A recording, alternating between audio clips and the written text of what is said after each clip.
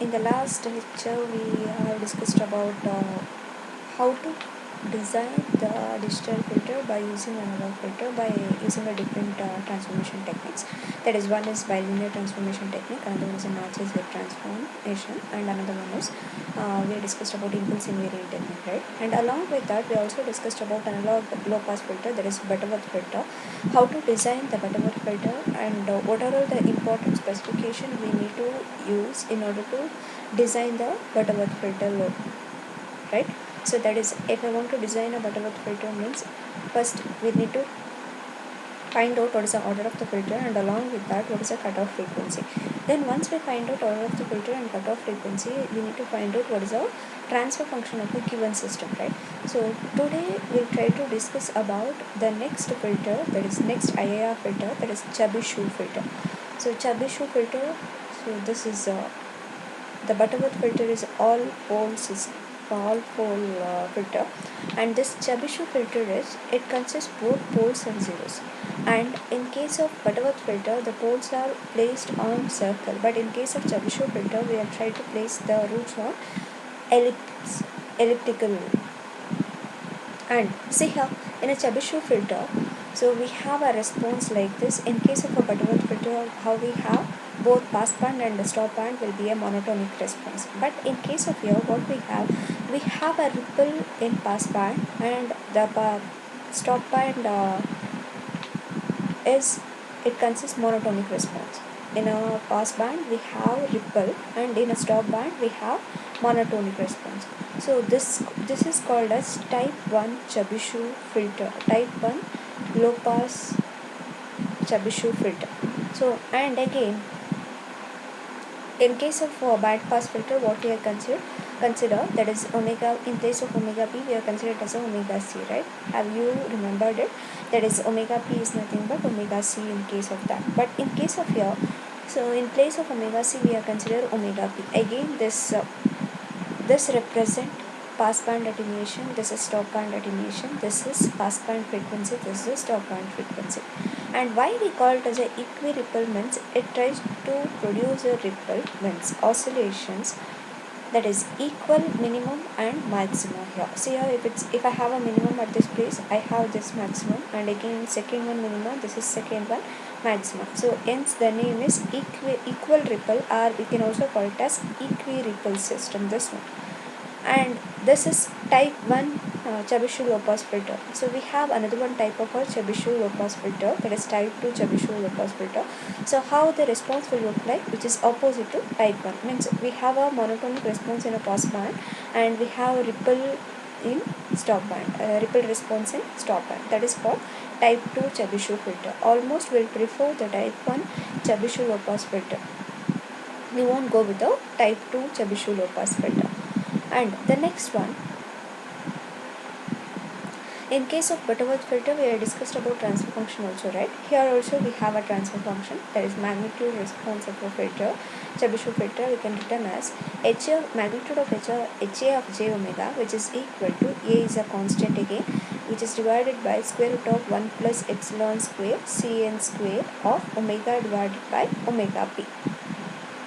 What is this A and epsilon here, where A and epsilon are constant and Cn is polynomial, Chebyshev polynomial, this is Cn, and where omega and omega p, so omega p is a pass band frequency. In place of omega p, what we have in case of a Butterworth filter, we have a omega c, that is the difference.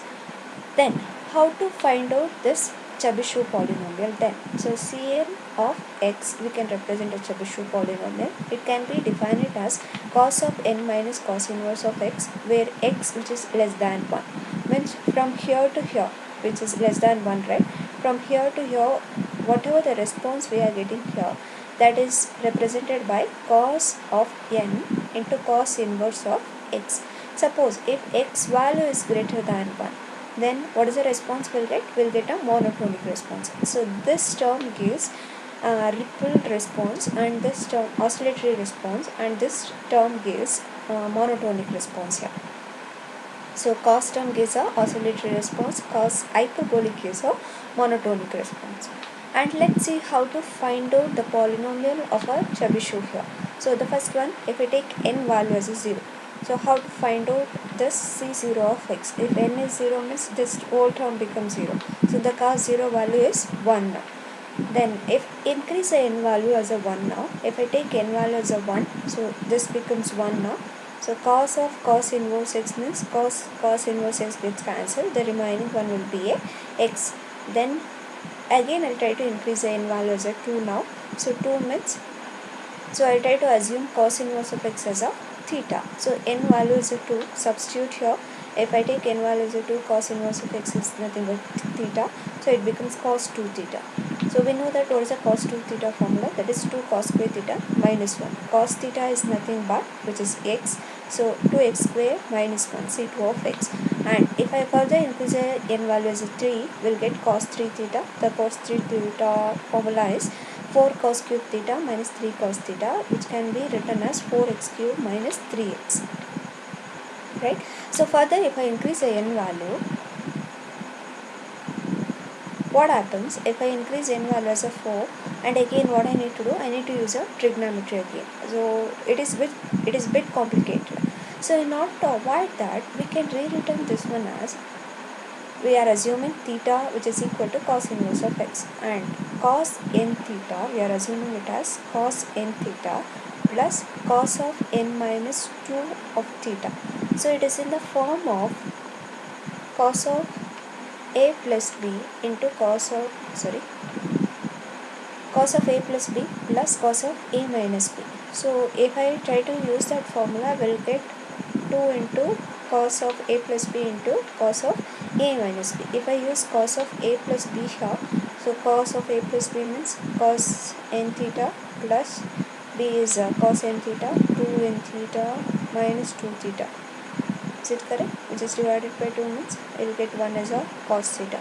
Another one is cos of a minus b means we'll get cos of n minus 1 into theta here. So Cn of x can be rewritten as, so this cos n theta is nothing but Cn of x we can written. So this cos theta again, cos theta is nothing but x, right? 2x, then this term we can represent as Cn minus 1 of x minus, I'll take this term to this side, so it becomes Cn minus 2 of x. So let's see, by using this generalized form, will we get the same polynomial again? So take n value as a 3 now. So if I take n value as a 3, substitute here, we'll get 2x minus n value as a 3 means C2 of x will get, this is C1 of x.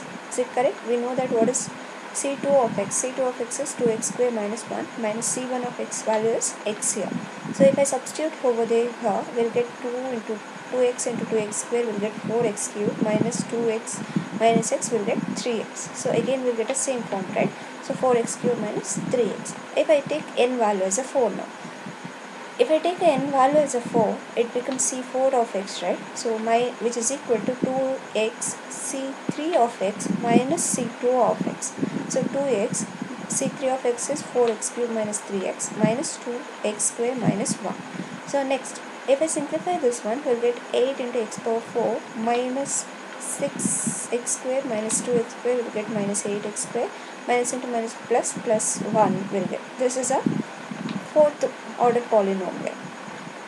Means what it shows, if I have n value as a odd, then we'll have only a x here, means we'll get 0.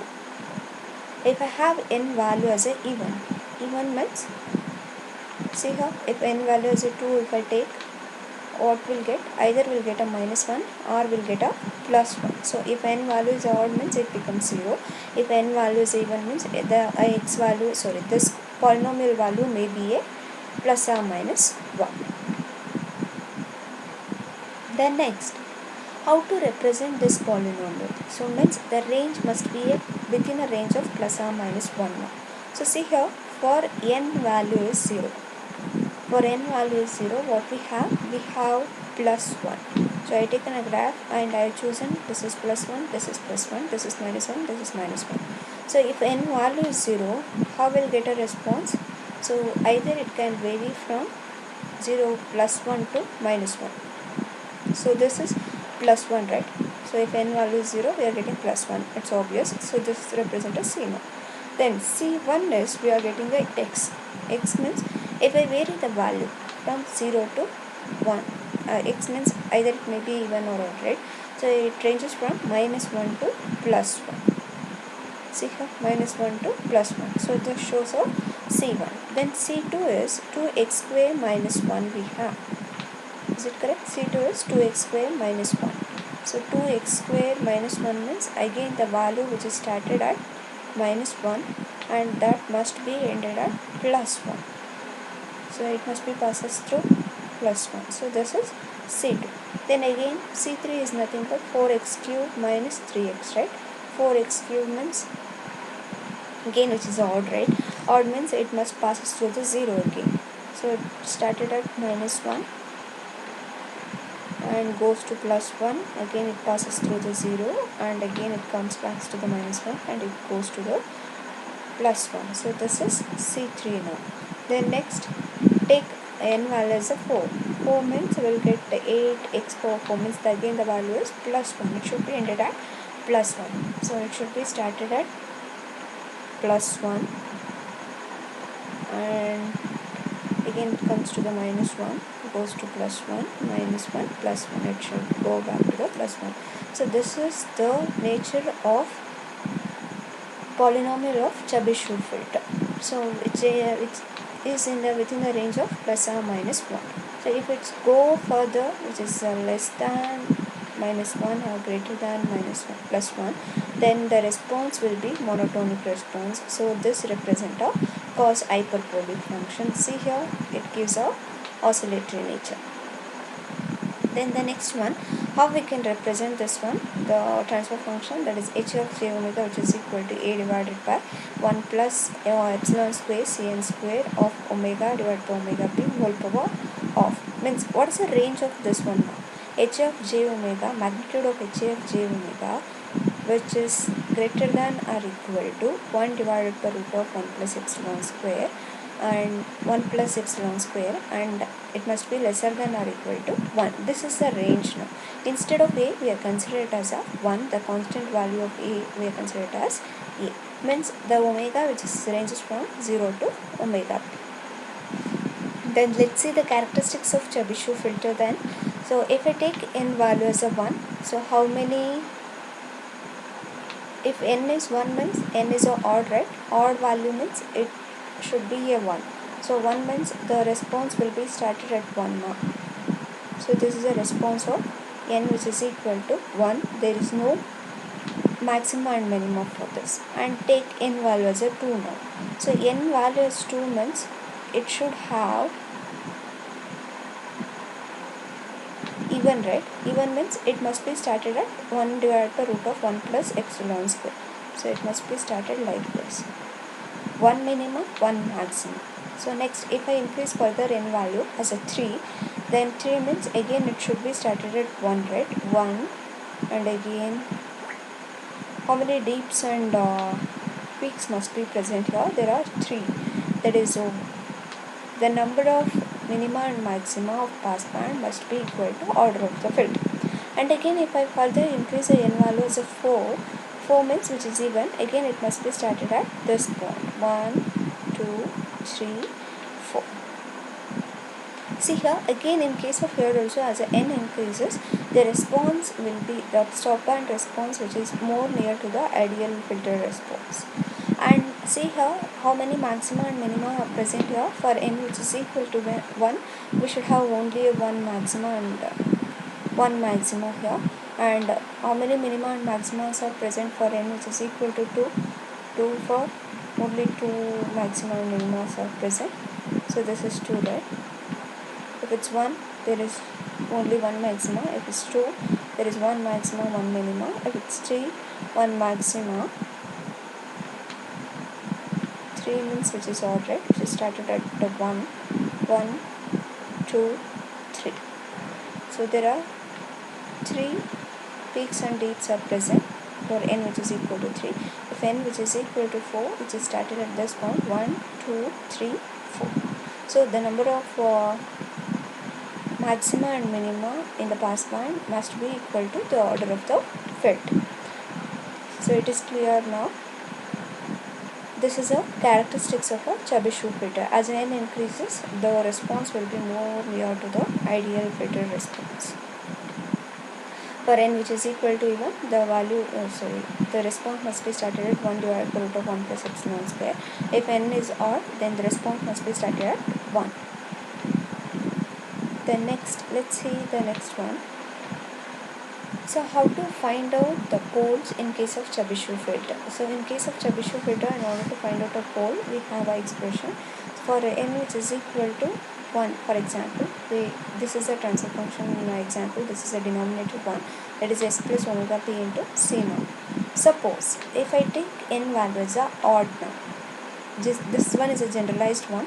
h of s, this is a transfer function of a Chebyshev filter, which is equal to, in the numerator, omega p whole power n, that must be multiplied by c naught, continued product summation k, which is equal to 1 to n minus 1 divided by 2 into ck. That must be divided by, if it's odd means there must be always one real pole must be present, that is s plus omega p into c naught, that is multiplied by continued product of summation k, which is equal to 1 to n minus 1 divided by 2, that must be multiplied by s square plus bk into omega p into s plus ck into omega p square.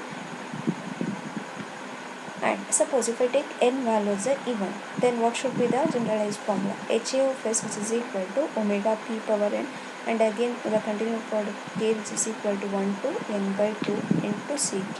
And here, in case of here, it must be started at 1, right? But in case of here, it must be started at 1 divided by root of 1 plus epsilon square, because n is even here. That must be divided by summation, continued product summation k, which is equal to 1 to n by 2, that must be multiplied by s square plus bk into omega p into s plus ck into omega p square. And again, what is the range again here? The range I already told, which is it must be range within a greater than or equal to 1 divided by root of 1 plus epsilon square, less than or equal to 1. Then, so how to calculate our c naught here? C naught, which is nothing but yn. So ck is nothing but yn square plus cos square 2k minus 1 into pi divided by 2n. So which is like a Butterworth filter, but we don't have over there ck, we have only a bk over there, right?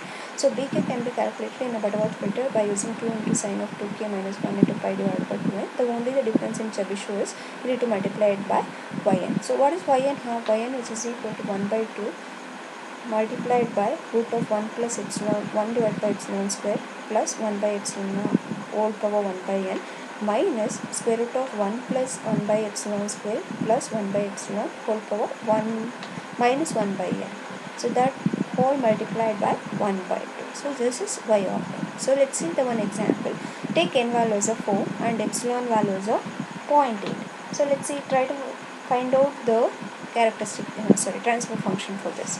So yn first we need to calculate, because they are given what is 8 here, epsilon here, where n value is a 4, and y4, which is equal to 1 by 2 square root of 1 plus epsilon square means 0.8 square, we get 0.64 plus 1 divided by epsilon whole power 1 by n means 1 by 4 minus, again the same term will be written here, but the power must be a minus 1 by 4. So if I simplify this one, we'll get 0.26490, and always try to consider the 5 points after decimal. So this is nothing but c naught, because c naught is nothing but yn. So which are all the terms we need to calculate again in order to write our transfer function? ck and vk, where k value is 2 here now, right? Because the range is k n by 2. N by 2 means 2. 1 to 2 we need to vary the values. So b1 is nothing but 2 into yn value, and again that should be multiplied by sine of 2k minus 1 into pi divided by 2n. So 2 into y4 sine of pi divided by 8. If I simplify this one, we'll get 0.20275, and again c1 is yn square plus cos square 2k minus 1 into pi divided by 200. So y4 of square plus cos square pi by 8. So if I simplify this one, we get 0.92373, and again b2, so 2 into y4 sine 3 pi by 8. So if I simplify this one, we'll get 0.48947. Again c2, y4 square plus cos square 3 pi by 8. so we'll get 0.21662. If I substitute these things in any values, yeah, or even in case of here, so we'll get a final transfer function.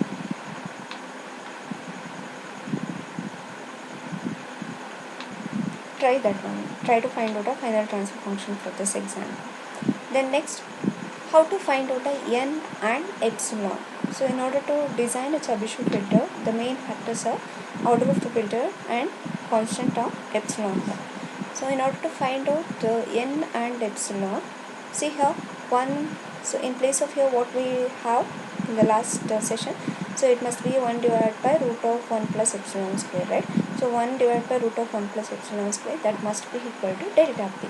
So epsilon is nothing but, if I simplify this one, taking the square root on both sides, we'll get to the cross multiplication, we'll get 1 divided by 1 divided by delta p square minus 1 square root of 1 divided by square root of 1 divided by delta p square minus 1. So once we got the epsilon, from this we can easily calculate what is epsilon. So next, how to find out a n now. We know the transfer function, that is 1 divided by 1 plus epsilon square cn square omega s divided by omega p here, because we have considered a passband frequency also, stop band frequency also, that must be equal to delta s square. This is stop band attenuation. Next, again what I need to do, I need to find out what is n here. So try to simplify this one. If I do the cross multiplication, we'll get 1 by delta s square minus 1. So again cn into omega s divided by omega p, that must be equal to square root of 1 by delta s square minus 1 divided by 1 divided by delta p square minus 1.